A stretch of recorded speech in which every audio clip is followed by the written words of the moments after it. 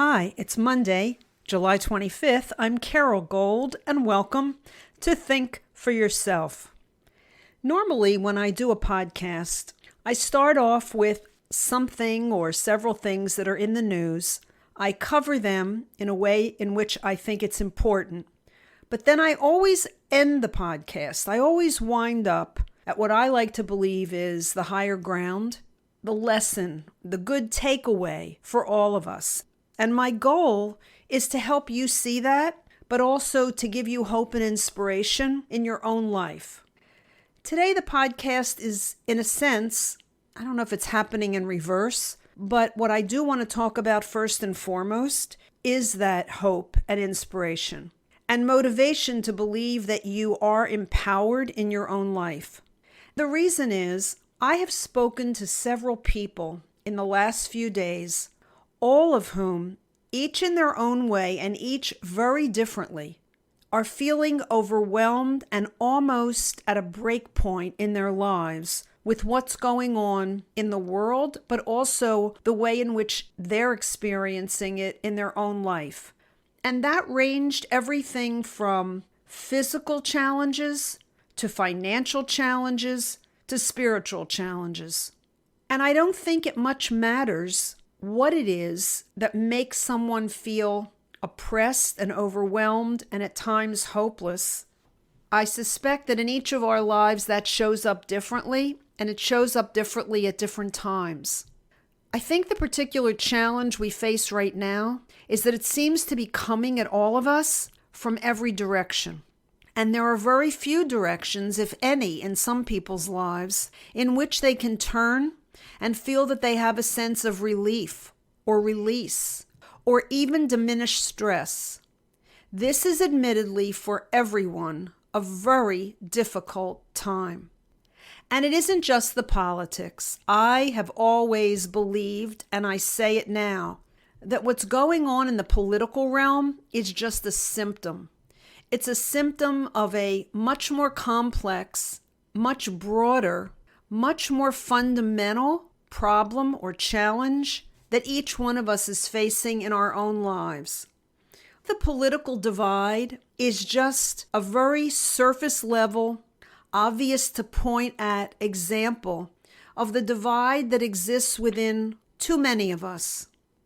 For people who are deeply religious or who used to be, but have moved away from their church or their synagogue or even their mosque. I can't necessarily speak for Muslims because I don't know any. And so I don't quite know what the situation is in the Muslim world as it pertains to religious observance. But in the West particularly, in Christianity and in Judaism, for religious people who have moved away from their observance, that disconnect is as between them and God.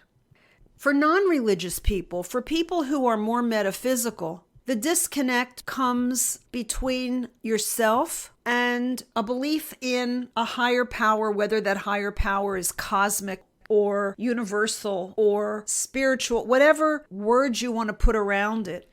It's about an energy field and a force greater than ourselves. And there's a lot of disconnect there too, because in that path, unlike the path of religiosity, in religion, the disconnect came in many ways because people lost faith in the leaders of their religious communities.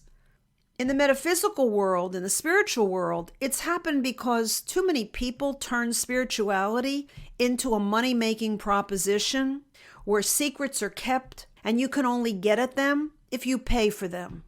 And the price for many has been prohibitive. Everything from, quote, the actual secret, the book and the movie and the movement that was out there, to Scientology, to the commercialization of Kabbalah, Jewish mysticism.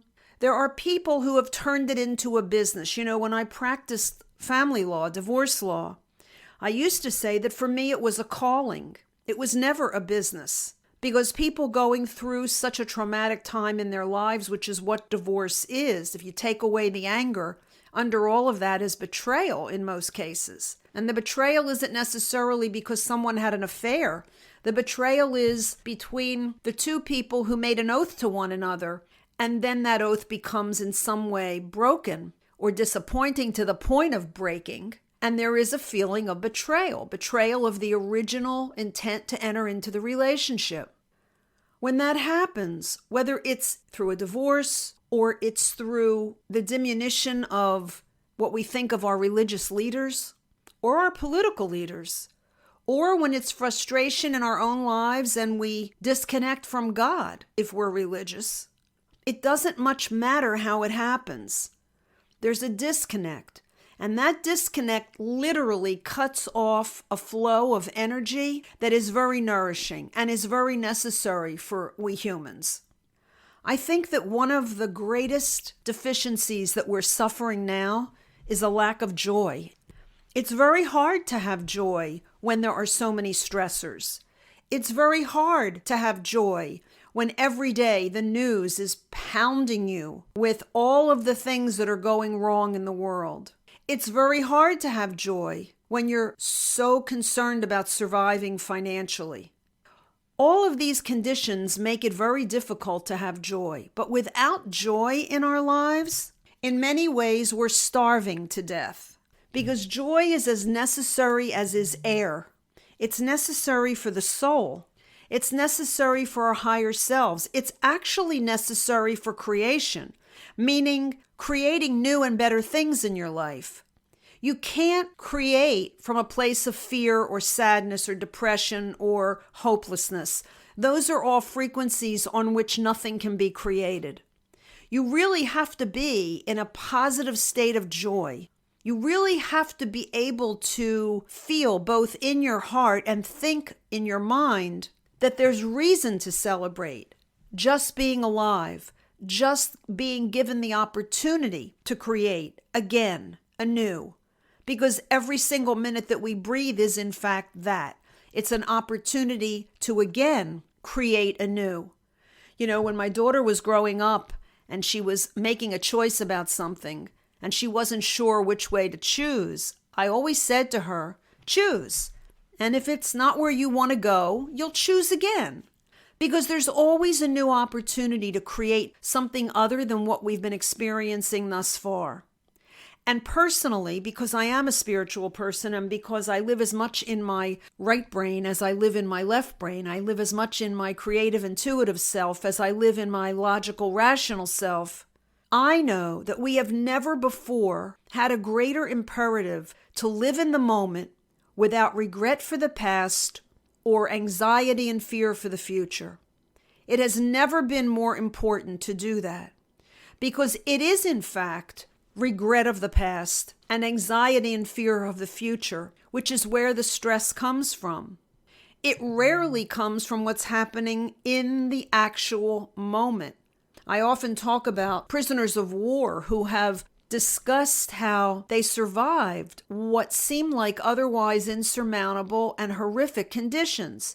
And oftentimes they will say that they said to themselves, I can stand it for this second. I can stand it for this second. I can stand it for this second. That almost anything we experience, if we stay in the present, not only can we tolerate what it is we're experiencing, but it's only in the present that you can connect with Source. Because the past is gone and the future doesn't exist yet in this three-dimensional reality we live in where there is time. The past is gone and the future isn't here yet. So if you want to create and you want to co-create with the creator of all that is, you have to be in the present moment. That's the only place that connection is possible. The reason that I felt compelled to start this episode this way is because there was another suicide in the last couple days by one of the January 6th defendants.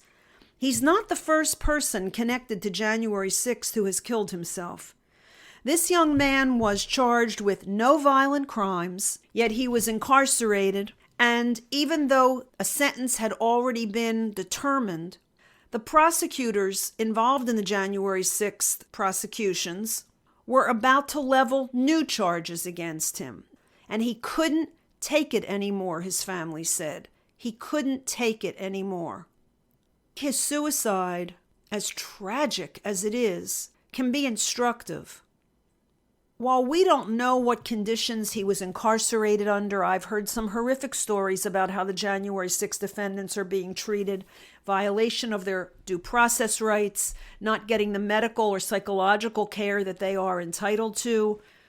Regardless of that, he found himself in a painful and frustrating and maybe even infuriating situation because he knew perhaps that he hadn't done anything to warrant what he's been through. But he did, for whatever reason, I think succumb to what I often talk about, which is when you put aside hope, when you misplace it, you think nothing can change. And things change for the better all the time. Ask a Nelson Mandela, who was incarcerated and whose future seemed about as bleak as possible, but who went on to be the head of his country. When you hold on to hope, it is in fact a life preserver. It keeps you afloat through the roughest of times. And I would say to you now that joy serves a similar purpose, only I think a much more active purpose. Joy lets you transcend the fear. Two things cannot exist at the same time in the same place. When you bring joy into your life, you remove space that fear can otherwise occupy. And we are being inundated with fear for the very purpose of keeping us from being joyful and creating something other than what those people who are selling, who are marketing, who are promoting fear want us to do. They want us to succumb. They want us to misplace or even lose hope. They want us not to have joy in our lives. They want us not to be stress-free. They want us not to believe that we can move beyond where things are in the moment and move into a better place. But all of that is incredibly tied to the illusion that they are weaving. It does not have to be the reality that you are living. You can create your own reality by the emotions and the thoughts that you allow yourself to have. In my book, The Questions God Will Ask, Prepping for the Final Exam, I talk about those 12 principles I often reference on the show. And those principles are, as I say, energy frequencies. I just give them names because that's how we communicate in our world. We have language, we have words. So one of the principles, the 11th principle, in fact, is joy.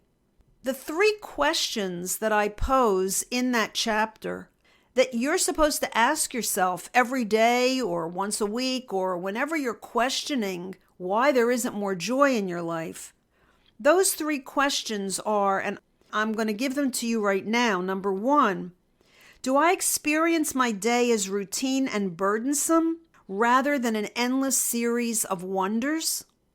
Number 2, have I forgotten to be as a child and allow my imagination to take me to the storehouse of infinite possibility?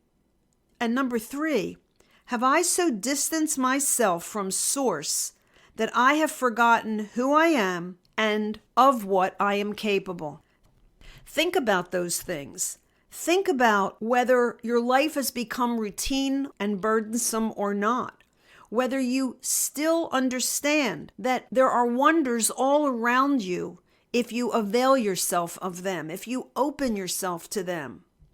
Have you stopped using your imagination? Have you forgotten, or maybe you never believed, that there is a storehouse of infinite possibility where everything and anything imaginable can be created? And perhaps most importantly, that question about, have we distanced ourselves from Source? I think the farther away we get from a belief and a trust in a supreme being, in a supreme intelligence, in a creative principle, in an original creative principle, the farther we get from that, the more separated we feel from it, the easier it is to forget who we are and what we're capable of. Because if that original creation, that source, that God, that entity, that force field created everything, then out of it came everything. And everything that came out of it has some aspect of that original creator being in it. So each one of us has a spark. Each one of us has the ability to access that storehouse of infinite possibility. But you cannot get there unless you plug in to that original source. The separation that I believe the politicians have thrust upon us and continue to feed, that separation that they want us to feel from one another, is the result of us having created our own separation from the original source. As above, so below.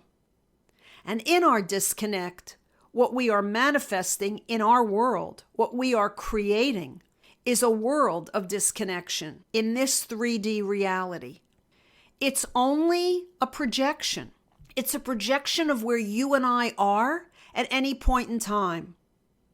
You know, until recently, I have a lot of stresses in my life. I have a lot of reasons to be concerned and to be distracted. And even if I want to be sad or depressed, but lately, all I really feel is joy. And in feeling that joy, unbelievable things have begun to happen. Undeniable things have begun to happen. And I know they're coming from the fact that the projection I'm creating now is a projection that originates in joy. It originates at that high frequency where co-creation with Source, who I believe is pure love and probably pure joy, is possible. And in that connection, I become a co-creator. It's what I want for every single person listening. I want you to feel that you too have the opportunity to bring joy into your life by how you perceive what's going on around you. Maybe the simplest way to do that is to step back for a moment and stop looking through your eyes at what's going on in front of you as if you're connected to it, and start to look at it as if you're watching it as a witness. And in a way, don't take it all so darn seriously. Withdraw into yourself on a daily basis. Turn those eyes inward and look at all that's going on within you instead of being consumed by all that's going on outside of you. Because what's going on within you is the constant, sustained existence of that spark that is who you really are, because it is an aspect of from who and what and where you really come from, where you originate.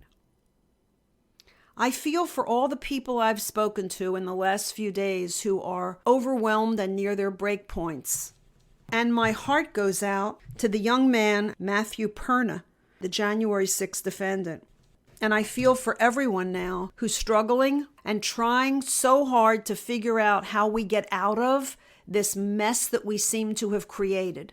And the answer is take responsibility for having created the mess through the disconnect from Source, and then reorient yourself to where you're standing.